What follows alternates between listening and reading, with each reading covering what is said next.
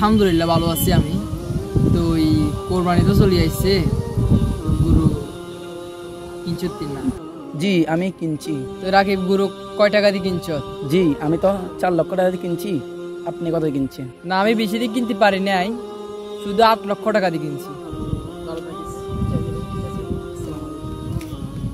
না, এবারে আমি বুদ্ধ একেবারে সবসাইতে বাজারের বড় গরু কিনছি, আবার সবসাইতে বেশি টাকা দিয়ে কিনছি, 8 লক্ষ টাকা দিয়ে কিনছি। আমার মতন কেউ কিনতে পারে না বুদ্ধ। এবারে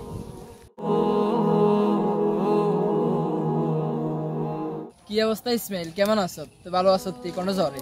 আলহামদুলিল্লাহ ভালো আছি। সামনে যাই ইসমাইল, কোরবানের তো 2-3 দিন আছে, তুই গরু কিনছ তুই। এবারে তো বোধ আতুন বেশি টাকা দিয়ে গরু আর কেউ কিনতে পারে না বোধ। আমি সবসাইতে একেবারে বেশি টাকা দিয়ে কিনছি, তুই একেবারে 8 লক্ষ টাকা দিয়ে কিনছি। এবারে গরু বড়টা আছে বিশাল। তুই কত দিয়ে কিনছো এবারে গরু? 10,20,000। আমি তো মনে করছিলাম সবসাইতে বেশি টাকা দিয়ে আমি কিনছি, অন্তত তুই দেখে দে 10,20,000 টাকা দিয়ে কিনছি। ঠিক আছে, চলে যাই। আল্লাহ হাফেজ। কোরবানিকে কেন্দ্র করে কোনো রকম রিয়া, অহংকার, লোক দেখানো কাজ করতে যাও এবং পরিবেশ দূষণ হয় এমন কোনো কাজ করতে যাও।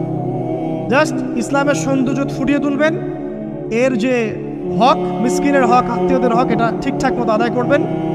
এখানকার গোশত, রক্ত, মাংস কোনো কিছু আল্লাহর কাছে যাবে না, শুধুমাত্র আমার বিশুদ্ধ ইখলাসটাই আল্লাহর কাছে যাবে। অতএব এটা মনে রেখে কোরবানি করা উচিত। আল্লাহ পাক তৌফিক ইনায়াত করুন, আমিন।